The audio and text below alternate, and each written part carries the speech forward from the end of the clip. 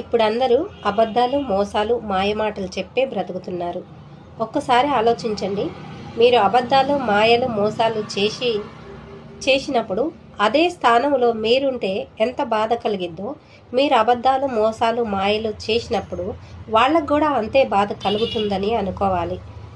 దయచేసి ఎవరికి అబద్ధాలు, మోసాలు, మాయలు చేయమాకండి. ఒక్కసారి ఆలోచించండి. ఆ స్థానంలో మీరుంటే ఎంత బాధపడతారో అలాగే వాళ్ళు కూడా బాధపడతారని తెలుసుకోండి. బ్రతకాలి, ప్రతి ఒక్కళ్ళు బ్రతకాలి, కానీ కష్టపడి బ్రతకాలి. మాయలు, మంత్రాలు, మోసాలు చేసి కాదు. మీరు నీతిగా కష్టపడి బ్రతకండి. దేవుడు మీకే తోడుగా ఉంటాడు. మీరు అబద్ధాలు, మాయలు, మోసాలు వేరే వాళ్ళని బాధ పెట్టి బ్రతకడం అది బ్రతుకు తెరువు అనరు, అది బ్రతకడం అనరు. నీతిగా నిజాయితీగా బ్రతకండి.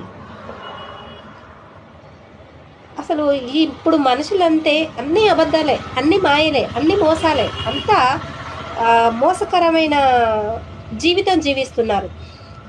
ఎదుటి వాళ్ళని మోసం చేసేటప్పుడు, మాయ చేసేటప్పుడు వాళ్ళ స్థానంలో మిమ్మల్ని ఊహించుకోండి. వాళ్ళు ఎంత బాధపడతారో అప్పుడు అర్థమవుతుంది. కొంతమందికి అర్థం కాదండి. ఎదుటి వాళ్ళ బాధలు, ఎదుటి వాళ్ళని మోసం చేసినా కొంతమందికి అర్థం కాదు. వాళ్ళ దాకా వచ్చినా అర్థం కాదు. అందుకే మాయలు, మోసాలు చేస్తున్నారు.